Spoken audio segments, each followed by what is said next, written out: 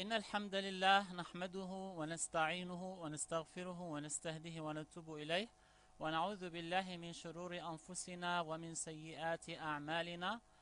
محمد السادس الملك الهاشمي الذي يملك في المغرب. السلام عليكم ورحمة الله وبركاته.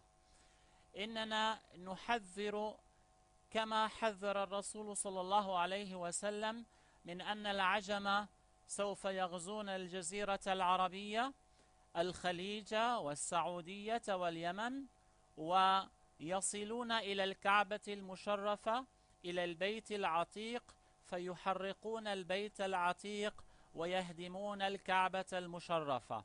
إننا ندعوكم أيها الهاشمي كما أخبر بذلك النبي صلى الله عليه وسلم عندما اجتمع مع قوم من قبل المغرب عليهم ثياب الصوف، فوافقوه عند أكمة فإنهم لقيام، ورسول الله صلى الله عليه وسلم قاعد. فقال راوي هذا الحديث: قلت في نفسي ائتهم فقم بينهم وبينه لا يغتالونه.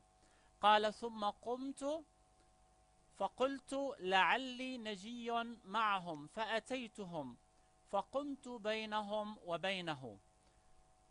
قال: فحفظت منه، أي من رسول الله صلى الله عليه وسلم، 4 كلمات أعدهن في يدي: تغزون جزيرة العرب فيفتحها الله، ثم فارس فيفتحها الله، ثم تغزون الروم فيفتحها الله، ثم تغزون الدجال فيفتحه الله تبارك وتعالى. فهذا الحديث في صحيح مسلم، وهو رسالة من محمد صلى الله عليه وسلم إلى أهل زماننا هذا، الذي قال عنه الرسول صلى الله عليه وسلم: إذا رأيت البنيان، طبعا حول الكعبة المشرفة، إذا رأيت البنيان قد ارتفع على جبل أبي قبيس وجرى الماء في وديان مكة فقد وقع الأمر. وفي رواية أخرى: فخذ حذرك.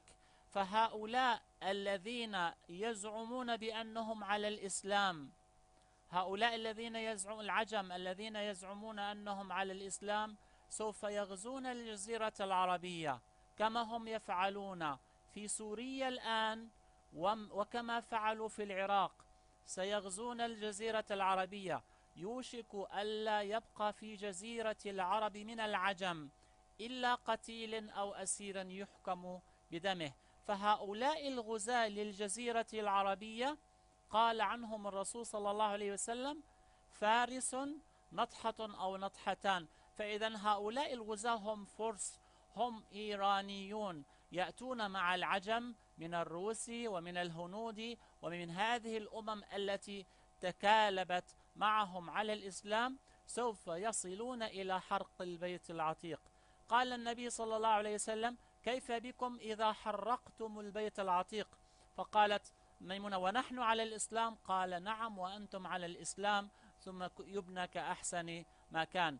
فهذا الذي سوف يعيد بناء الكعبة المشرفة هو هاشمي، اسمه عبد الله، اسم أبيه كاسم أبي النبي صلى الله عليه وسلم. هذا الهاشمي هو الذي سوف يفتح الجزيرة العربية ويحررها من هؤلاء الغزاة العجم. فأنا أدعوك أيها الهاشمي محمد الملك الطيب، ندعوك إلى نصرة الهاشميين في الأردن. فأنتم في المغرب وفي الأردن أنتم بقية الإسلام، كما قال النبي صلى الله عليه وسلم: فتنة تصيب الناس كلهم لا ينجو منها إلا الجند الغربي، والجند الغربي هم أنتم أهل المغرب. لستم أنتم الرايات الصفر التي أخبر عنها النبي صلى الله عليه وسلم، لأن تلك الرايات سوف تأتي بالثبور وبالعار على أهل الإسلام، يقودها رجل من بني كندة أعرج. أنتم هاشميون. وهذا الحديث الذي أخبر عنه الرسول صلى الله عليه وسلم لا ينطبق إلا في زمانكم، في زمان محمد الهاشمي وفي زمان عبد الله الهاشمي. فيا أيها الهاشميون في المغرب، الله الله في الجزيرة العربية، الله الله في مكة المكرمة، نحن ندعوكم أن تأتوا بقدكم وقديدكم لنصرة أهل الإسلام في السعودية وفي الخليج. فهذا هو زمان النطحة الكبرى لهؤلاء الفرس الذين هم على الإسلام صحيح، لكنهم يشركون بالله تعالى، يدعون من دون الله الحسين، ويدعون من دون الله عز وجل، ويغالون بآل البيت. فهذه رسالتي إليكم، بارك الله فيكم، فهبوا لنصرة الإسلام، فإن الإيمان سينتقل من مكة والمدينة وسوف ينزل في عمان البلقاء. فإلى الهاشميين في الأردن، كونوا معهم يدا بيد من أجل تحرير الجزيرة العربية من هؤلاء الغزاة القادمون. وصلى الله على نبينا محمد وعلى آله وصحبه وسلم تسليما كثيرا.